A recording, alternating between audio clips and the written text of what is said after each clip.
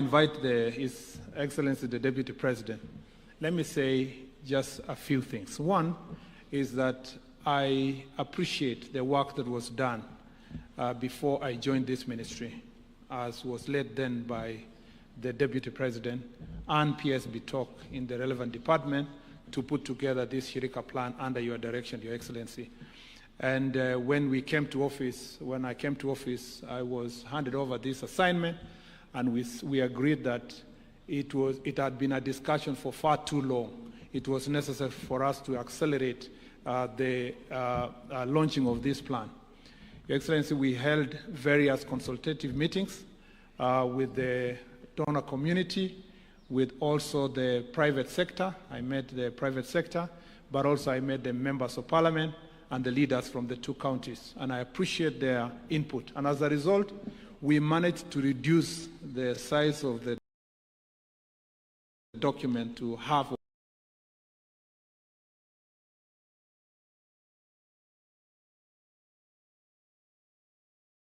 it, to about 40 pages.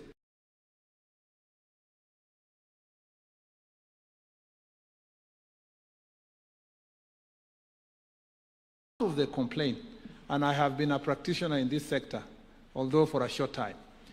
Part of the complaint in the local community across our country is that, Your Excellency, there was a feeling, and one quote that came from Turkana County was that there was a feeling at some point that the refugees were living a better life than the local community. And these persistent calls for equalizing the two communities, living side by side, sometimes feeling like the refugees had more food than them, they had better living conditions than them.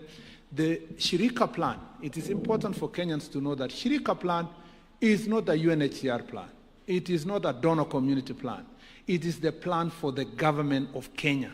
It is our own plan to make sure that we are bringing our citizens who are living side by side with refugees to a same level by integrating them and ensuring that we take advantage of the opportunities that comes with that integration for social, economic, and cultural inclusion.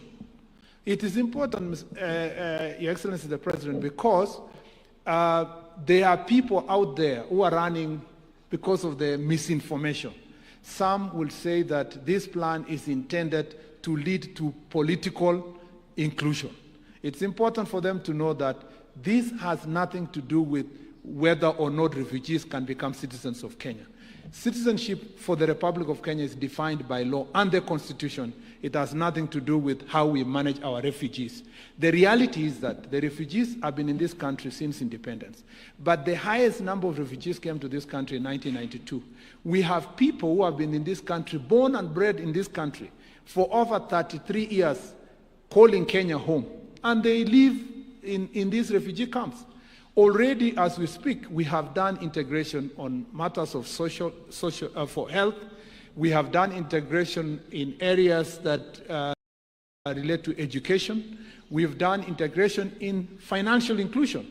And we know that some banks, including Equity Bank, were among the first banks to go to do business within the refugee camp. So therefore, we are upscaling this process by ensuring that every development that goes on in the refugee camp, we take care of the local community. That is why this document speaks to environmental protection, because there's a complaint from the locals about environmental protection. It speaks to infrastructure, roads, the same way the governor has spoken about roads, to make sure that the development of infrastructure is done. It speaks about health facilities, to make sure that the health facilities that refugees access are equal to the ones that the citizens access, because sometimes there was a feeling that the local community are not accessing equal health care in the region. Therefore, Shirika plan, for avoidance of doubt, is our plan, and it's a very beautiful plan. If fully implemented, Your Excellency, it will make sure that these areas that are hosting the refugees are developed to the level that is required and that is decent for every human being.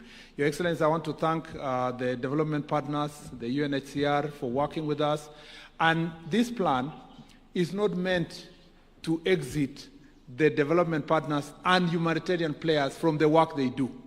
It is moving what they have been doing from humanitarian to development approach. And through this development approach, there will be meaningful and sustainable development in the country, but also the refugees will be properly utilized, and their potential is going to be properly utilized. Your Excellency, I thank His Excellency the Deputy President for leading this process before. For avoidance of doubt, the Deputy President was my teacher, and one of the subjects he taught me was international humanitarian law. And international humanitarian law includes refugee law. And he taught me very well, Your Excellency, and I'm glad that I have the opportunity to continue the work that he had started, and it's now my greatest honor and pleasure to invite His Excellency Kithure Kindiki, the Deputy President of the Republic, to make a few remarks, and invite you, Your Excellency, to make your remarks. Welcome you, Deputy President.